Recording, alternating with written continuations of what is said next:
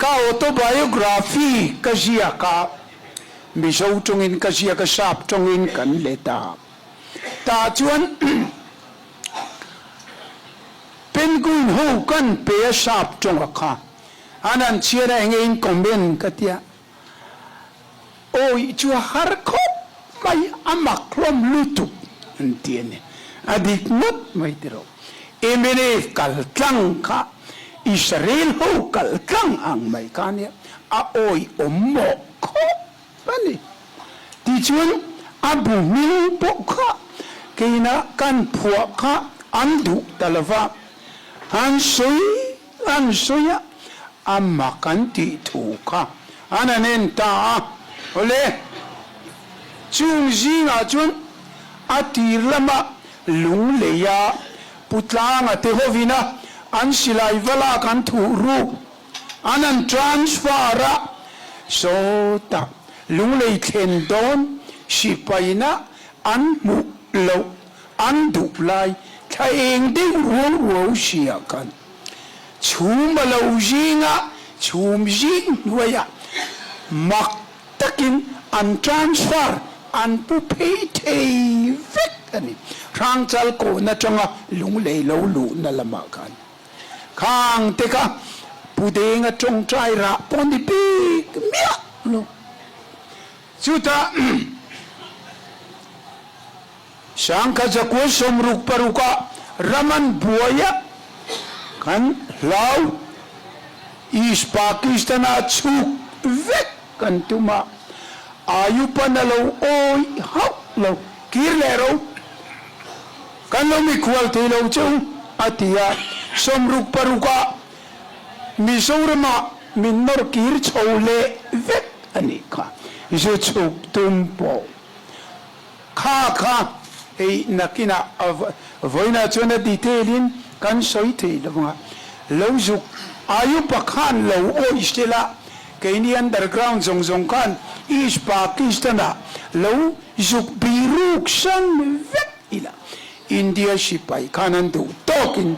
Mizoram kha keini ti buai mia lavin han opta selam kan mi puite nationalism zirtir tu tur pon omlovang anre tokongan khoharang chuwangin in harsat lai point in mi puite nen in omkhom turania chuwangin is Pakistan in kan bosan ringot ka ulo pathian in atian yang field marshal Ayub Khana mang khan tir chole vek ruk sari ruk riat kumthum Mizorama har satlai avang lai kan bi puite nena tuar chuak vek turin pathianin ayu pakha tir chole veko atini ngei turin min tir chole vek amaro chu khokhom kanan mangan taka kan ral tak yal don kan ti china chuan somruk pariat toblama rukwa kumtira kha phalo tu ayu papo kan kale lo chuk to rule atilem pathiani na hun atia chen phalo tu kan a phalle mai ti chuan is Pakistan kan vai in heta kan chol ha dam na turin kan chuk taham ama kanin reorganize ke mani chung diklo jong kanin ching fel feka tikan engkim a felin kan omta ani tin daka folta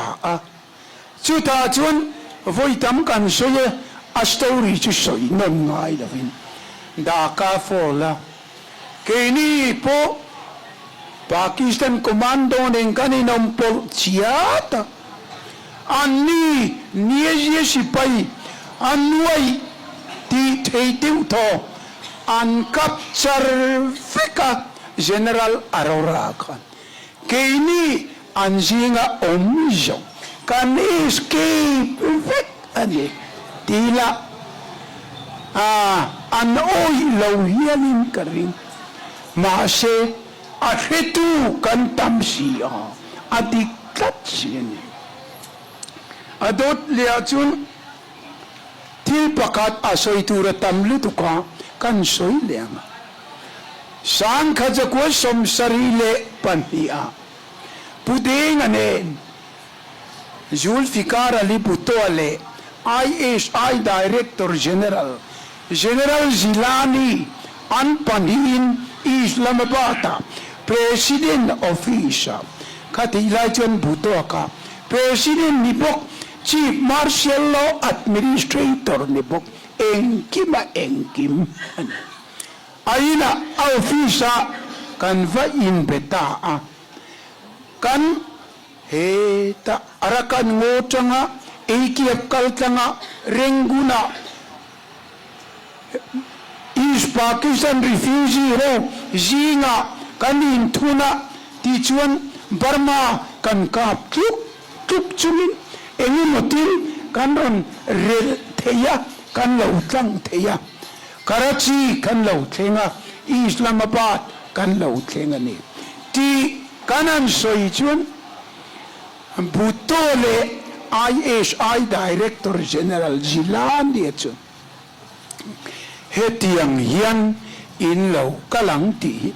suang tua chin ngai na po kan relo re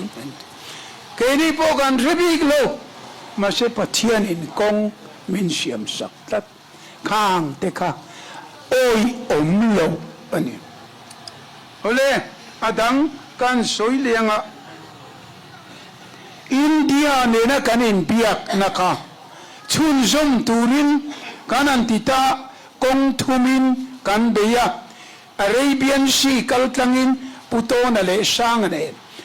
kuta longa kanin transfer nga Bombay kan lo tlinga nga India ho tu te kan muteyang mase kan fel apanina thar thalera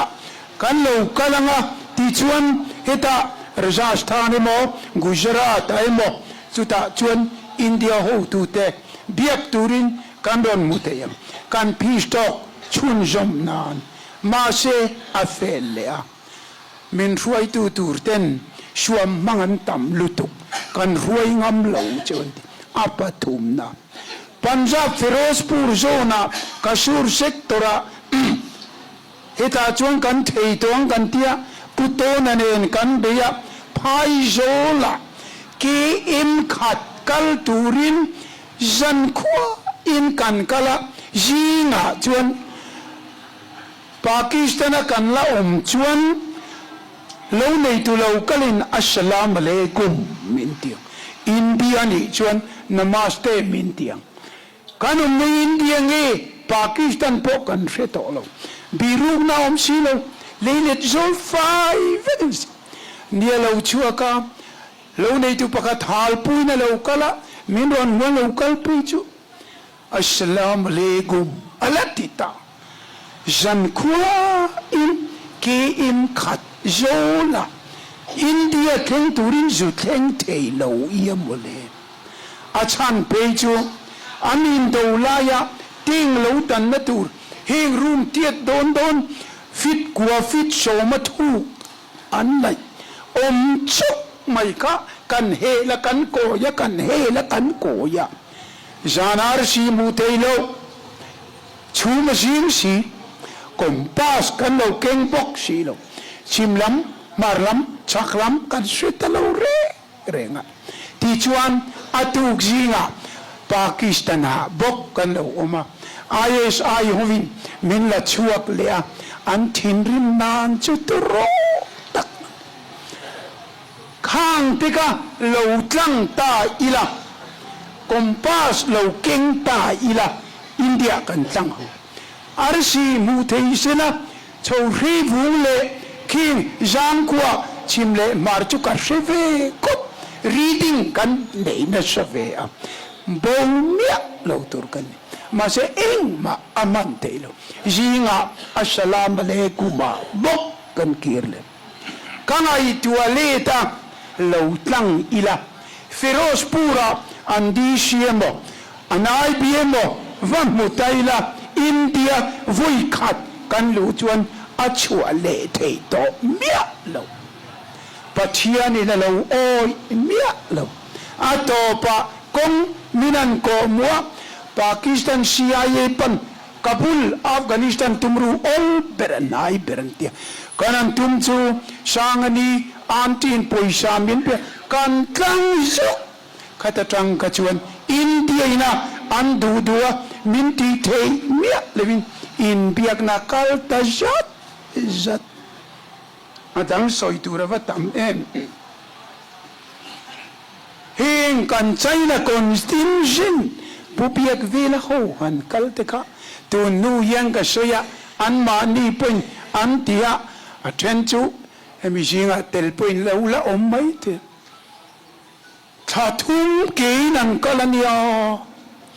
an lo ho nan tha thum an mang le Mao se tunga long marti lova chuan nang ni chuka kal thui an om lovang an ti khang tiga tuna kan soi le yin a tak chuan ni tlat sia China sila AK-47 rocket launcher an ron pu hong sia atak ani tlat si ama atling ani tin pakhat chau kan soi le puton ane ram ne kan sarkar ral tur chan tura dil hi changa kan escape na ringot poka fin pakat siam da tham mi chun han soi ina a oi om lo lutu I waran yang in puat chopan yang ti tura tam em chu wangin Indian intelligence in ti ngai na felovin ka kan khiat puya aruka kan don tiri chuani ka ten han tiringot ato tan mani kan kaple vaksya do tani ti kan rechiang em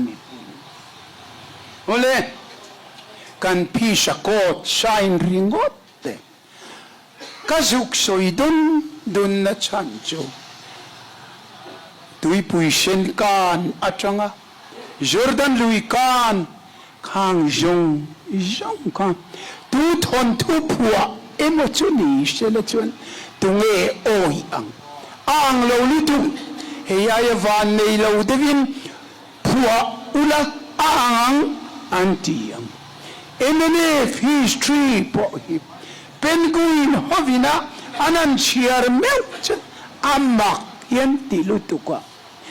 chu wangin apu minga po enge kan tiang kan ti kan ron phua sakang che from guerrilla fighter to chief minister ron ti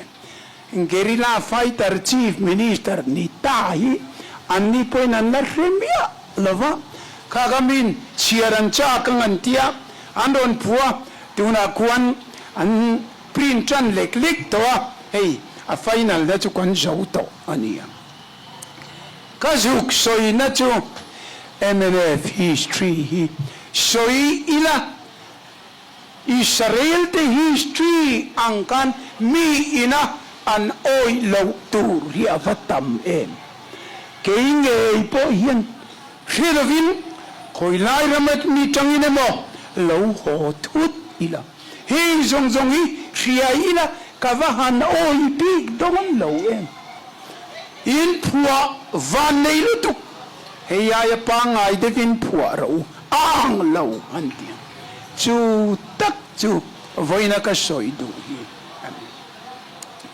enga tinge pathianin Jehovah pathian biakna meicher chitur nam ram adua Sutatan chuan Abrahama Isaka heta Jacoba fa som pania po an som panina thang mia no pakhatia atang chu nge Juda nang jong iunautin an fakang che lal tiang chu Juda lakatang ina baulovang amakani Juda hi nam som dang te chu Assyria Nineveh anral vet Judah Benjamin tlangwal zaruk thi bang ina anbel Judah chia kha aron champion chota Judah history Rome nuan na jong jong Greek nuan na jong jong Hitler atin amak tatuay tila an suat na jong jong Arab jong jong ina an independent tir an peirod na mi thon thu phua an lo riat ni stela edi som sarivela general taita san Jerusalem alak atangkan andar veka sangka jakwa somli pariata Balfour Declaration angin ram annaya kumsang ni deuto akara anrete inanen ang laulut tuman oi chienilo masidi tatchen emine po kang jong ka ipua vaneilutu oi omlaulutu antiang tichuan kaju underground politics ani overground politics apo kan rek wang lai tika kan revek tangan ito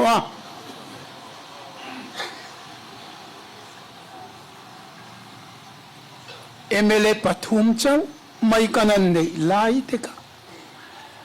namrun luwa turbar po kanom luwa asyaw me may ne kan overground politics ringot po hi autak ani kasuk soy duatsu kan overground politics po hi kan phua chop ni se oi omlo atam lutu ani chuwangin khang jong kal tlang kan khovel nam jong te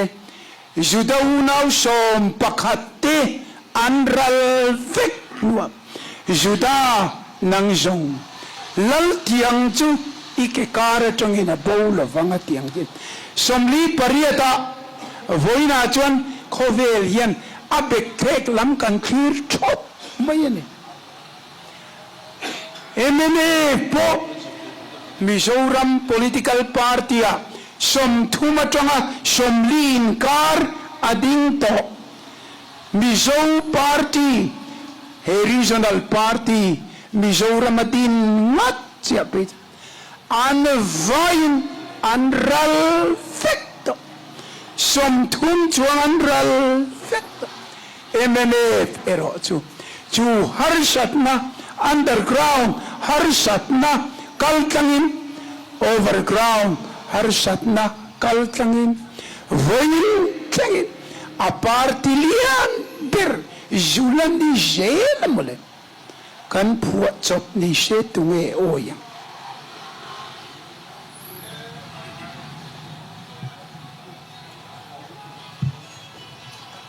ole igat tinge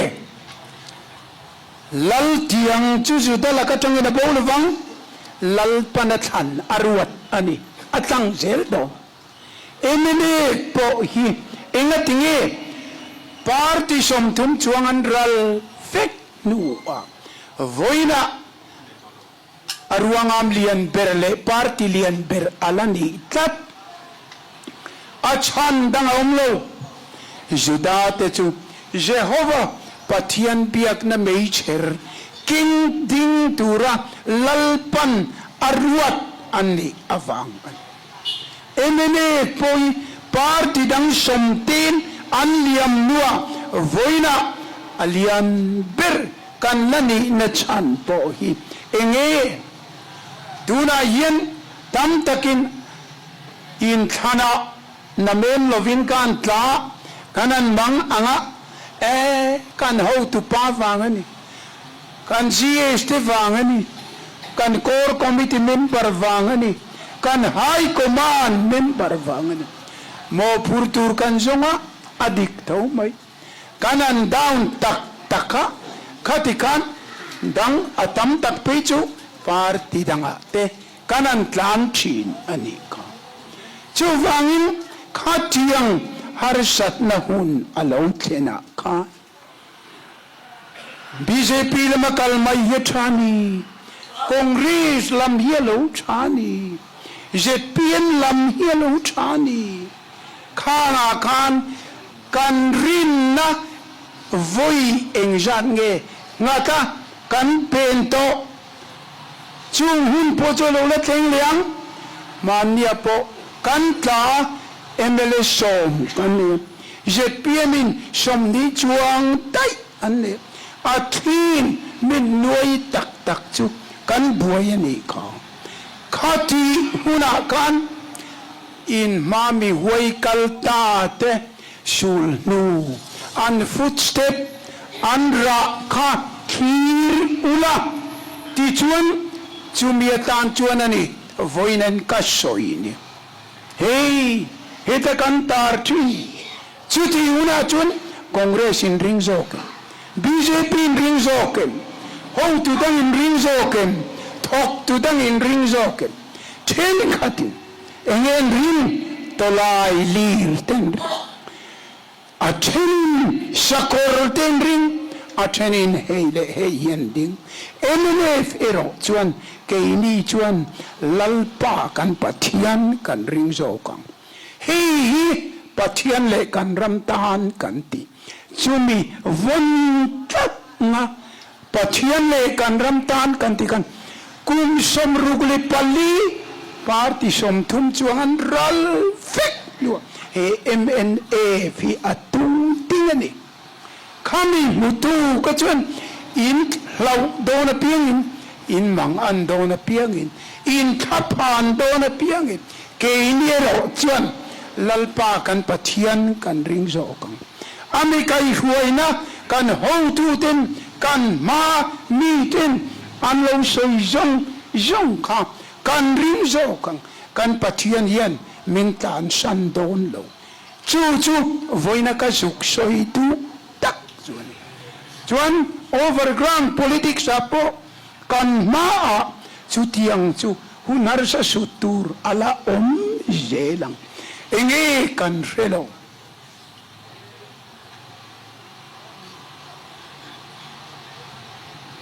amairo chu tiang huna chuan pathian le kan ramtan ti tu te chu mangan na top karapo kum som ruk chuang min lo chan chuak to adanga po bin chan chuak zelang kha thu thunga khan in het turani ti karon soi du ani adot le ka soi le du poi mo ber chu pathian le kan ram tan ti hi enge a om zia parti dang point heyaya bible chang thamama an nei tholom bi enge in dang lambik na enge om zia pathian le kan ram tan ti hi om zia chu mathai zia bung som ni le pariat ato bera kal ul isuan vana chau don po angai poi mo per athupe a commandment nu ani enge tuna chuan lele vana thunai na jong ka ne na pe ka nei to subi ina ka thupe cheu chu kal ula thil siam jong ne na nam tin ne na he chan chin tha hi fil ro chu tianga kan na thoka ti in tum ngat chuan thu tiam apele ngala thu pi tiam nei ani enge thu tiam ke kum khua in khovel top thleng poin in nena ka om zelang ate emene ho pathian ne kan ram tan in ti thil tangani love kachan chin tha khovela shildar turin mizoram buat sairo kachan chin tha thil siam jong nina shildar turin in nam buat sai ro in mi te buat sai ro ti chuan a conditiona kum khua in khovel top keng po in ne na ka om jena hi emene su pui ani kha kan the in lau dang chu ni kum som thum party som thum chuang an ral no kum som rugule pali chuang min dam kho chua tir tu chuni pulal deng leadership ani lo pu Zoramthanga leadership ani lo pu moya pu thanga pu sanga tho that le leadership ani lo he thu thung kan vuan tata kan vun naka kan fel na ruat ania ti chuan mal sob na MNF in kan dong ani chu tak chu ka juk soi akhai kom na chuan